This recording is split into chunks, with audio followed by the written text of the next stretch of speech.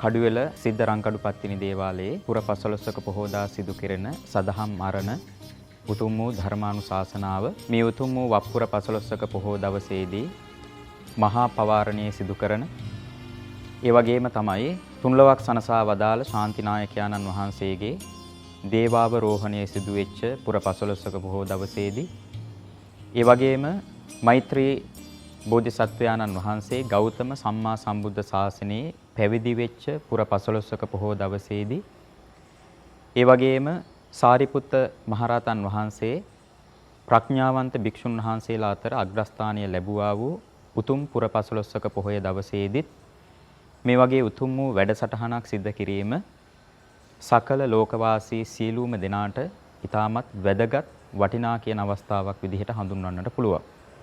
පුරපසළොස්වක පොහොය දවසකදී අපි මොනවද හිතන්න ඕන? පුරපසළොස්වක පොහොය දවසකදී විතරක් නෙමෙයි ජීවිතේ ජීවත් වෙන ජීවිතය ගත කරන සෑම දවසකදීම අපි මොනවද කල්පනා කරන්න ඕනේ කියන කාරණාව බුදුරජාණන් වහන්සේ දේශනා කරනවා. ඨාන සූත්‍රයේදී බුදුරජාණන් වහන්සේ පෙන්වා වදාරනවා පංචමානි භික්කවේ ඨානානි අබින්හම් පච්ච වෙක්කිතබ්බානි ඉත්තිහාවා පුරිසේනවා ඝාට්ටේනවා පබ්බජිතේන වාති. බුදු පියාණන් වහන්සේ දේශනා කරනවා ස්ත්‍රියෙක් හෝ වේවා පුරුෂයෙක් හෝ වේවා පැවිද්දෙක් හෝ වේවා නිරන්තරයෙන්ම සිහි කළ යුතු කල්පනා කළ යුතු නැවත නැවත සිහි කළ යුතු කාරණා පහක් පංචමේ භික්කවේ ඨානානි අබින්හම් පච්ච වික්කිතබ්බානි කතමානි පංච මොනවද මේ නිරන්තරයෙන්ම සිහි කළ යුතු නිරන්තරයෙන්ම කල්පනා කළ යුතු ඒ සත්පුරුෂ ධර්මතාවයන් බුදුරජාණන් වහන්සේ දේශනා කරනවා ජරා ධම්මෝම්හි අනතීතෝති අබින්හම් පච්ච වික්කිතබ්බං මේ හොඳට සරසලා ලස්සන කරලා ඒ වගේම තමයි ඇඳ ඇතිරිලි දාලා සතපවල පෝෂණය කරන මේ පංචස්කන්ධය මොහොතින් මොහොත ටිකෙන් ටික ජරාවටපත් වෙනවායි කියලා මෙනෙහි කරන්න කියලා බුදුරජාණන් වහන්සේ දේශනා කරනවා. ජරා ධම්මෝම්හි අනතීතෝති අබින්හම් පච්ච වෙක්කිතං කියන ඒ ප්‍රකාශයෙන් බුදුරජාණන් වහන්සේ පෙන්වා වදාරන්නේ ඒක. ඒ විතරක් නෙමෙයි බුදුරජාණන් වහන්සේ ඇතැම් ගාථාවන් වලදීත් පෙන්වා වදාරනවා මේ ජරා මරණ දෙක අපේ ආයුෂ ඉතාමත් ශීඝ්‍රයෙන් ගෙවලා ඉවර කරලා දානවා. ඒක නිසා ජරාව අපේ ආයුෂ ගෙවලා දානකොට අපි ප්‍රමාදී පුජ්‍යලයක් නම් මං හිතන්නේ ඒ ජීවිතය ඊතරම් ඵලදායී ඒ වගේම තමයි වැඩදායී ජීවිතයක් බවට පත් වෙන්නේ නැහැ. ඒක නිසා අපි පළවෙනියටම අපේ ජීවිතයේ නිතර හිතන්න ඕන කාරණාවක් තමයි අපි ජරාවටපත් වෙනවායි කියන කාරණාව. බුදුරජාණන් වහන්සේ මේ නිරන්තරයෙන්ම සිහි කළ යුතු කාරණා අතර පෙන්වා වදාරන දෙවෙනි කාරණාව තමයි ව්‍යාධි ධම්මෝම්හි අනතීතෝති අබින්හම් පච්ච වෙක්කිතබ්බං. අපේ ජීවිතය නිරන්තරයෙන්ම ලෙඩ රෝග වලට ගොදුරු වෙනවා. ඒ වගේම තමයි ලෙඩ රෝග අපේ ජීවිතය හා බැඳී පවතිනවා. ඒක නිසා තමයි රෝග නිඩ්ඩම් පබංකුරං කියලා බුදුරජාණන් වහන්සේ දේශනා කරන්නේ.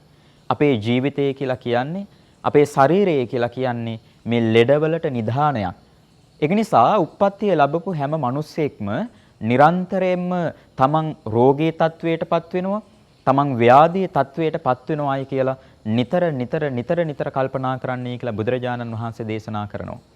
තුන්වෙනි කාරණාව තමයි මරණ ධම්මෝම්හි අනතීතෝති අබින්හම් පච්ච වෙක්කිතබ්බං. අපි මරණයටපත් වෙනවායි කියන කාරණාව.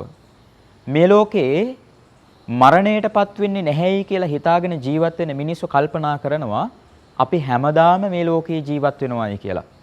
නමුත් බුදුරජාණන් වහන්සේ දේශනා කරනවා මේ කය බිඳිලා මේ නවාතැන් අරගෙන ඉන්න අම්බලමින් අපි කවදා හරි දවසක නික්මිලා ඒ වගේම තමයි මේ නවාතැන් අරගෙන ඉන්න අම්බලමින් අපි කවදා හරි දවසක ඉවත් වෙලා යනවා කියලා මෙනෙහි කරන්නයි කියලා බුදුරජාණන් වහන්සේ දේශනා කරනවා. මරණස්සතින් භාවේසාම ආසවානං khයායාති. අපි මරණය පිළිබඳව මෙනෙහි කරන්න ඕන. අපි මරණය පිළිබඳව කල්පනා කරන්න ඕන. ඇයි ඒ ආසවානං khයායාති? මේ කෙලෙස් ධර්මයන් දුරු කිරීම පිණිස.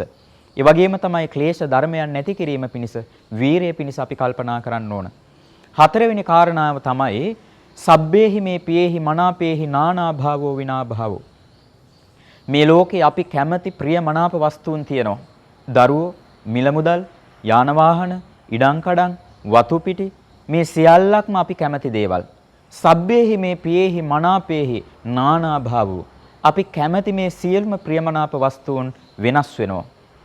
ඒ වගේම තමයි විවිධාංගීකරණයට ලක් වෙනවා. නානා භාවෝ.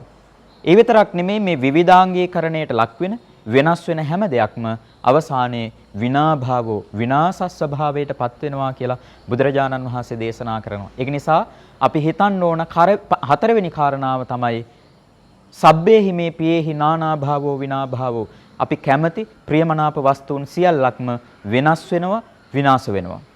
පස්වෙනි කාරණාව තමයි කම්ම යෝනි කම්ම බන්දු කම්ම පටිසරණා. කම්මං සත්තේ විභජති යදිදං හීනප්පනීතථාය අබින්හම් පච්චවෙක්කිතබ්බං. අපේ ජීවිතය කර්මයේ දායාද කරගෙන තියෙන්නේ. කර්මයේ ඥාති කරගෙන ඉන්නේ. ඒ වගේම තමයි කර්මය අපේ ස්වාමියා බවට පත් කරගෙන ඉන්නේ. ඒක නිසා ජීවත් වෙලා ඉන්න කාලයේදී සිදු කරන්නා වූ කුසල කුසල ධර්මතාවයන් අපේ ඊළඟ භවයේ තීරණය කරනවා. ඒ වගේම තමයි මේ කියන කුසල කුසල ධර්මතාවයන් අපේ ප්‍රතිසන්දි විඥානයේ තීරණය කරනවා. එහෙනම් ජීවත් වෙලා ඉන්න කාලයේදී අයහපත් අකුසලයේ බැහැර කරලා යහපත් කුසල ධර්මයන් අපේ ජීවිතයට ලං කරගෙන අපේ ජීවිතයේ සුපෝසිත ජීවිතයක් බවට පත් කරගන්නට වීරිය වඩන්න ඕන, නැවත නැවත කල්පනා කරන්න ඕනේ කියලා බුදුරජාණන් වහන්සේ පස්වෙනි කාරණාව විදිහට පෙන්වා වදාරනවා. එහෙනම් අපි හැමෝම කල්පනා කරගන්නට ඕන වප්පුර 15වක පොහොය දවසේදී අපේ ජීවිතය ජරාවටපත් වෙනවා, ව්‍යාධියටපත් වෙනවා, ඒ වගේම තමයි මරණ ධර්මතාවයටපත් වෙනවා. ඒ විතරක් නෙමෙයි අපිත් එක්ක බැඳිලා ඉන්න, අපිත් එක්ක ප්‍රියමනාප විදිහට ගත කරන, කටයුතු කරන සියලුම පුජ්‍යලයන්, වස්තුන්, සම්පත්තීන්, සංකල්පයන් සියල්ලක්ම වෙනස් වෙනවා. වෙනස් වෙන සියල්ලක්ම විනාශ ස්වභාවයටපත් වෙනවා. එහෙනම් අපි ජීවත් වෙලා ඉන්න කාලයේදී යහපත් කුසල ධර්මයන් උපදවාගෙන සසර ගමනින් එතර වීම සඳහා වප්පුර 15වක පොහොය දවස අදිෂ්ඨාන කරන පුර 15වක පොහොයක් දවසක් බවට පත් කරගන්නට අපි වීරිය වඩන්නට ඕන, අදිෂ්ඨාන ඇති කරගන්නට ඕන. එසේනම් කඩුවෙල සිද්ධරංකඩු පත්තිනි දේවාලයේ මේ මාස්පතා සිදු කෙරෙන මේ උතුම් වූ සදහම් චාරිකාවේදී සද්ධර්ම අනුශාසනාවේදී සිදු කරන මේ සදහම් අනුශාසනාව ඔබ හැම කෙනෙකුගේම ජීවිතේ වෙනස් කරන, ඒ වගේම තමයි නිතර නිතර සිහි කළ යුතු සත්පුරුෂ ධර්මතාවයන් කල්පනා කරන වැදගත් වටිනා කියන පුර 15වක පොහොයක් දවසක් බවට පත් කරගන්නට මේ සකල ලෝකවාසී සියලුම ජනතාවට ආශිර්වාද බල ශක්තියින් හේතු වාසනාම වේවා. උතුම් පුර 15වක පොහොයක් දවසක් බවට පත් කරගන්නට ඔබ අප හැම කෙනෙකුටම අදිෂ්ඨානශීලී දවසක් බවට පත් කරගන්නට මේ උතුම් වූ පුර 15වක පොහොය දවස හේතු වාසනාම වේවා කියලා අපි ප්‍රාර්ථනාවන් සිද්ධ කරමු. හොඳයි, හැම දිනාටම තෙරුවන් සරණයි.